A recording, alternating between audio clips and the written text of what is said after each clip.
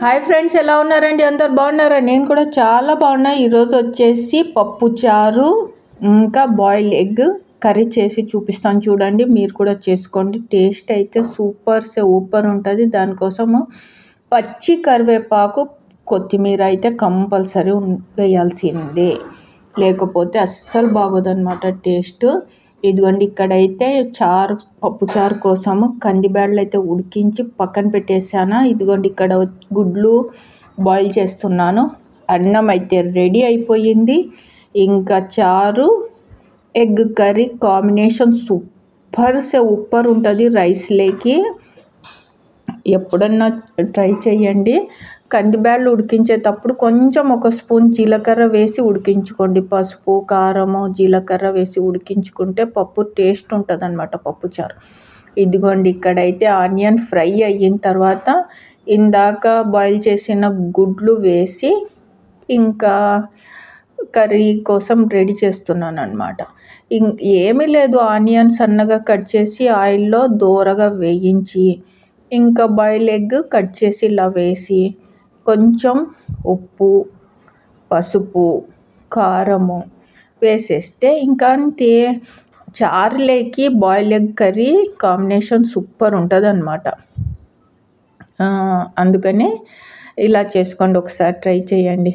కారం కొంచెం ఎక్కువ వేసుకోండి, స్పైసీగా చాలా బాగుంటుంది అన్నమాట. కొంచెం కారం వేసుకుంటే అస్సలు బాగోదు. నేనైతే కారం బాగా వేస్తాను అన్నమాట. నాకు ఇష్టం కారం బాగా కర్రీస్లో ఎక్కువ వేసుకొని తినడము. ఇదిగోండి, ఎంత బాగుంది కదా, కలర్ఫుల్గా. చూస్తుంటేనే బాయిల్డ్ ఎగ్ కర్రీ రెడీ అయిపోయింది. ఇంకా అన్నం అయితే రెడీ, పప్పుచారు కూడా రెడీ అయిపోయింది. ఇంకా చారు, అన్నము, ఎగ్ కర్రీ కలుపుకొని తింటే ఉంది చూడండి టేస్టు. ఫస్ట్ టైం నా ఛానల్ చూస్తుంటే లైక్ చేయండి, సబ్స్క్రైబ్ చేయండి, మీ ఫ్రెండ్స్కి ఫార్వర్డ్ చేయండి, ఓకేనా? ఇప్పుడు వానలు పడుతున్నాయి కాబట్టి ఇంకా అప్పటికప్పుడు చేసుకొని తింటే బాగా వేడి అన్నము ఒక ముద్ద ఎక్కువ తింటాము.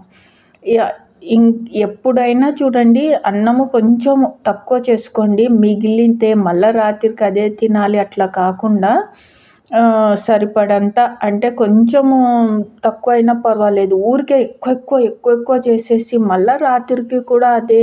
ఇప్పుడు వానకాలం కదా, వేడిది అప్పటికప్పుడు చేసుకోండి. నేనైతే ఇంకా అక్కడ బీరకాయ చట్నీ కూడా చేశాను, ఇంకా అదైతే వీడియో తీయలేదు. బీరకాయ చట్నీతో ఒక ముద్ద తిని పప్పు చారు ఎగ్ కర్రీ తిన్నాను చూడండి, సూపర్ ఉందన్నమాట. మీరు కూడా ఒకసారి తప్పకుండా ట్రై చేయండి, ఓకేనా?